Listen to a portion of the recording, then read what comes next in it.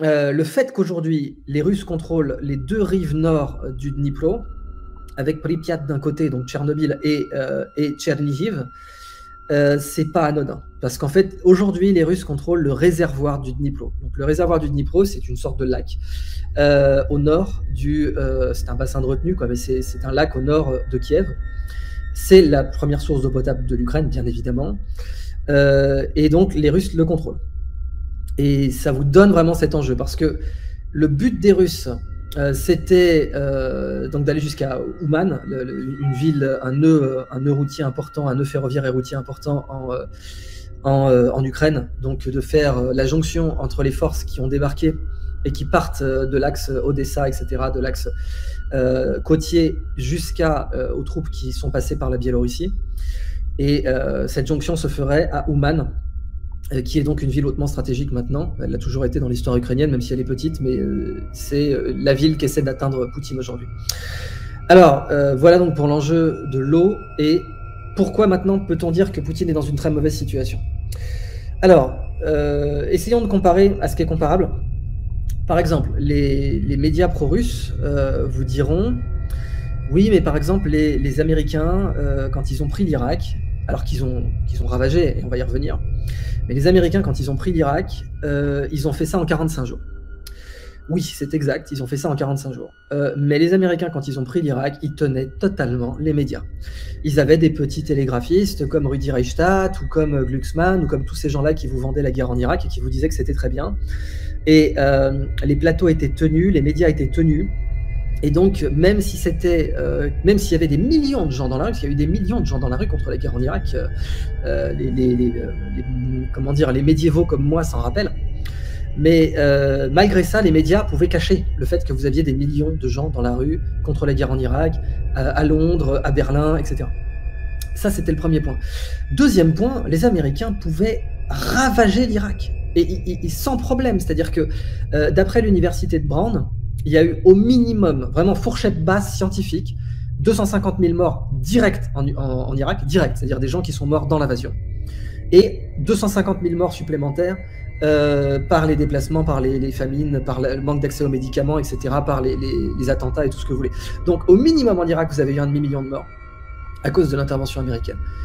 Et c'est passé comme une lettre à la poste dans les médias. C'est ça qui est complètement dingue, c'est que vous voyez bien le réel contre le récit, c'est-à-dire que les médias peuvent contrôler totalement le récit et mettre dans la tête des gens le récit que 500 000 morts en Irak, rayer des villes de la carte, ça passe.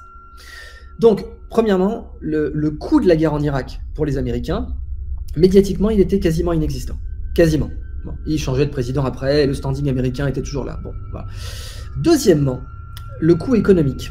La grande différence entre la Russie et les États-Unis, c'est que, comme l'avait rappelé Charles de Gaulle dans sa légendaire conférence de presse, les États-Unis peuvent s'endetter gratuitement. Parce que, en partie, leur dette, ils la remboursent en dollars, qu'il ne tient qu'à eux d'émettre. Et qu'il ne tient qu'à eux d'émettre, c'est l'expression du général de Gaulle. Ça veut dire quoi? C'est-à-dire que quand les États-Unis ont envahi l'Irak en 2003, ils ont cessé de publier l'indice de masse monétaire, le M1 précisément, qui donne la quantité de dollars en circulation. Les Russes ne peuvent pas faire ça. C'est-à-dire que les Américains peuvent se permettre de forcer le monde à financer leur guerre. Et c'est ce qu'ils font.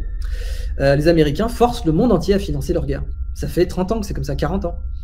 Donc la situation en Irak, c'était que les Américains pouvaient se permettre de rester indéfiniment, pouvaient se permettre de mettre 45 jours à conquérir l'Irak, parce que la guerre était gratuite, en fait. Et c'est pas qu'elle était gratuite, ça faisait gagner de l'argent à certains intérêts particuliers, à commencer par Dick Cheney, bien entendu.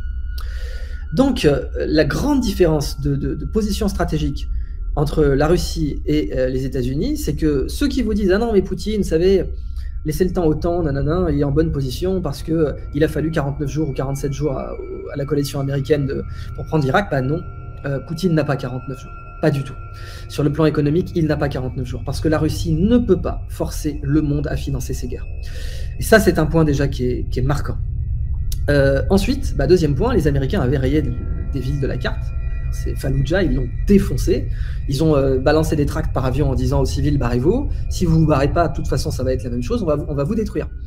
Et ensuite, ils ont rasé Fallujah. Voilà. de haut en bas, fut avec des méthodes de combat urbain. On passe par les murs, on passe ni par les portes ni les fenêtres, on abat les murs et puis on isole des petites zones et on passe ça au peigne fin. Enfin d'ailleurs, là encore une fois, Code Reno sur sa chaîne a fait un excellent en fait, c'est même pas compliqué. Les cours que j'ai pris à l'école de guerre n'étaient pas aussi bons que la vidéo qu'il a faite. Voilà. Donc, les cours prétendument réservés aux officiers que j'ai pris n'étaient pas aussi bons que la vidéo que Code Reno a faite. Donc c'était Grozny, Retour en enfer. Où là, il vous explique, parce que comme toute personne autodidacte, il a plongé, vraiment, il a éclusé plein de bouquins. Quand j'étais allé chez lui, il y avait des bouquins partout. Voilà, il s'est complètement immergé dans le sujet et c'est pour ça qu'il a fait cette vidéo. Donc, les Russes ne peuvent pas se permettre de faire ça. Pas du tout, parce que ils ont le désavantage médiatique. Toutes les caméras sont braquées sur l'Ukraine. Et en plus, aujourd'hui, tout le monde a les téléphones. Il n'y avait pas de smartphone en Irak. Il n'y avait pas de smartphone à l'époque de l'Irak. Et il n'y avait pas de smartphone en Irak. Donc, il n'y avait pas, à chaque déplacement, un type avec un téléphone qui pouvait filmer. Et ça, c'est évidemment, voilà, il y a quand même 17 ans d'écart, pardon, 19 ans d'écart. Et oui, 19 ans, putain, le temps passe vite, entre la guerre en Irak et maintenant. Et 19 ans, ça change complètement la donne sur les réseaux sociaux, sur l'influence, etc. Donc, voilà pourquoi Poutine n'est pas du tout dans une bonne situation aujourd'hui, mais vraiment pas du tout.